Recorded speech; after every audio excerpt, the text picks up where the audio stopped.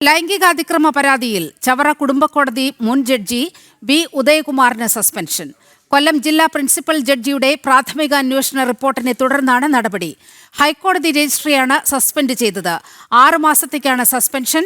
കേസിൽ ഹൈക്കോടതി ജഡ്ജി തുടരന്വേഷണം നടത്തും. വിവരങ്ങളുമായി രേഷ്മ ബാബു ചേരുന്നുണ്ട്.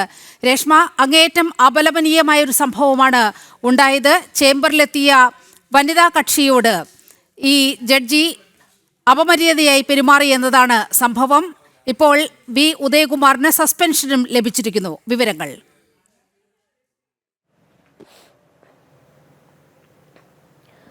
നീലിമ, ലൈംഗികാതിക്രമ പരാതിയിലാണ് ചവറ കുടുംബക്കോടതി മുൻ ജഡ്ജി ബി ഉദയകുമാറിന് സസ്പെൻഷൻ നേരിടേണ്ടി വന്നിട്ടുള്ളത്. 6 മാസത്തേക്കാണ് സസ്പെൻഡ് ചെയ്തുകൊണ്ടുള്ള ഉത്തരവ് നിലവിൽ പുറത്തു വന്നിട്ടുള്ളത്.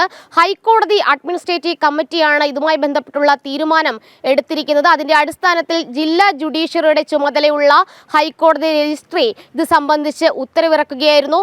രേഖാമൂലമുള്ള പരാതിയുടെയും അതോടൊപ്പം തന്നെ കൊല്ലം ജില്ലാ പ്രിൻസിപ്പൽ ജഡ്ജിയുടെ പ്രാഥമിക അന്വേഷണ റിപ്പോർട്ടിന്റെ അടിസ്ഥാനത്തിലാണ് സസ്പെൻഷന് ഉത്തരവിടുന്നതാണ് ഈ ഒരു ഉത്തരവിൽ പറഞ്ഞിട്ടുള്ളത്. എന്തായാലും ഹൈക്കോടതി ജഡ്ജി തുടരന്വേഷണം നടത്തും. ഇക്കഴിഞ്ഞ 19-ാം തീയതിയാണ് ഇത് സംബന്ധിച്ചുള്ള വിവരങ്ങൾ പുറത്തു വന്നിട്ടുള്ളത്. അതായത് 19-ാം തീയതി ഈ കേസിലെ വനിതാ കക്ഷി ചേംബറിലെത്തിയ സമയത്താണ് ഉദയകുമാർ വലിയ ലൈംഗികാതിക്രമം നടത്തിയത്. ഇത് സംബന്ധിച്ച് യുവതി തന്നെ റിട്ടേൺ ആയിട്ടുള്ള പരാതി നൽകുകയായിരുന്നു. അത് ജില്ലാ ജഡ്ജിക്കായിരുന്നു ഇത് സംബന്ധിച്ചുള്ള പരാതി നൽകിയത്. ജഡ്ജി അത് ഹൈക്കോടതി രജിസ്ട്രിക്ക് കൈമാറുകയായിരുന്നു. തുടർന്ന് ഹൈക്കോടതി അഡ്മിനിസ്ട്രേറ്റീവ് കമ്മിറ്റി ഇദ്ദേഹത്തെ, അതായത് ഉദയകുമാറിനെ MACT-യിലേക്ക് സ്ഥലം മാറ്റിയിരുന്നു. അതായത് വാഹനാപകട നഷ്ടപരിഹാര ട്രിബ്യൂണലിലേക്ക് സ്ഥലം മാറ്റിയിരുന്നു. അവിടെ ചാർജ് എടുത്തെങ്കിലും അവധിയിൽ പോവുകയായിരുന്നു ഉദയകുമാർ. എന്തായാലും ഇക്കാര്യത്തിൽ കൃത്യമായിട്ടുള്ള അന്വേഷണവും നടപടിയും വേണമെന്ന് ആദ്യം ആവശ്യപ്പെട്ടതും അഭിഭാഷക പരിഷത്തായിരുന്നു. അഭിഭാഷക പരിഷത്ത് മാത്രമാണ് ഇതുമായി ബന്ധപ്പെട്ട്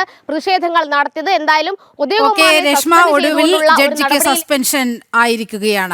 രശ്മിയുടെ വാർത്തയുടെ വിശദാംശങ്ങൾ നൽകിയത്.